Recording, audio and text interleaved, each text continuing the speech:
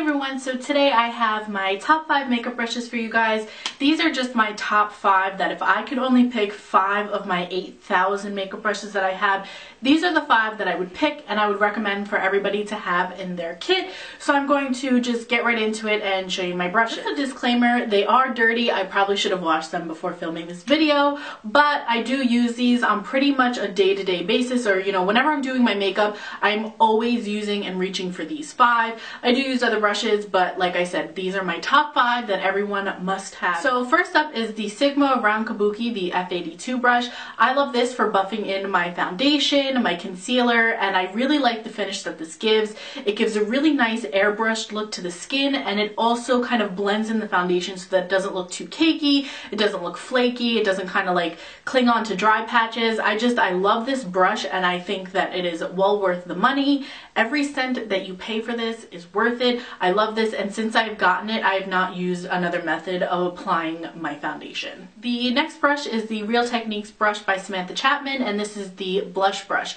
I am obsessed with this blush brush. That was weird. I'm obsessed with this brush. It does put on blush very nicely. I like it because of the size of it. It's fluffy, but it's still kind of dense, but it's really kind of like movable. It's not too dense where it's stiff. So I really like this for applying blush. I find that it really diffuses the color nicely, and it gives my cheeks almost that glow because it diffuses the color so nicely and it blends it out so seamlessly that I really like the look that this gives when I use it for blush. This next brush I actually got from a Tarte Christmas kit, not this past Christmas, but the Christmas before, so I don't know if you can still get it, which is kind of like a bad idea to be showing in my top 5 brushes video. However, this is kind of like a standard paintbrush because I do have paintbrushes that I double as makeup brushes like this, so you can probably find this at like a local Michael's, but it is basically like your standard paintbrush kind of shape. It's fluffy, it's dense without being too dense,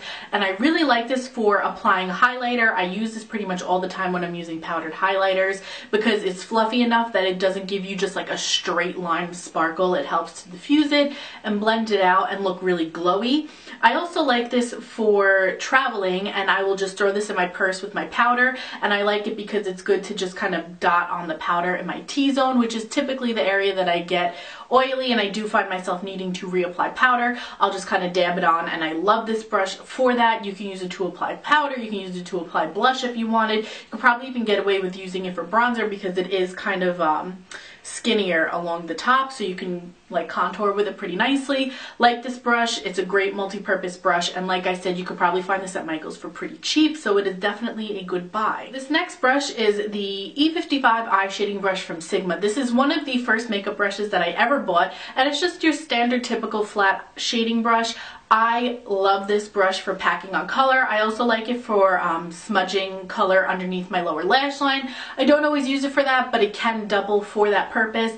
Again, this is just one of those staples, standard brushes that I think everyone should have. Every brand kind of makes their own. I just happen to own the Sigma one. I also own one from EcoTools, and I own one from e.l.f. All of them are really good, so kind of whatever your price point is, whatever your preferred kind of brand is, go with that one. But like I said, this is the one that I always find myself reaching for. And the last brush that I would say everybody needs is the E25 blending brush from Sigma. This is also the exact same brush as the 217 from MAC, and it is just one of those perfect crease brushes to just go right into the crease of your eye, apply the color, blend it out. You can kind of hold the brush long ways to get more of a diffused look. You can also kind of put it more on the short way and kind of really pack in the color so you get that definition in your crease.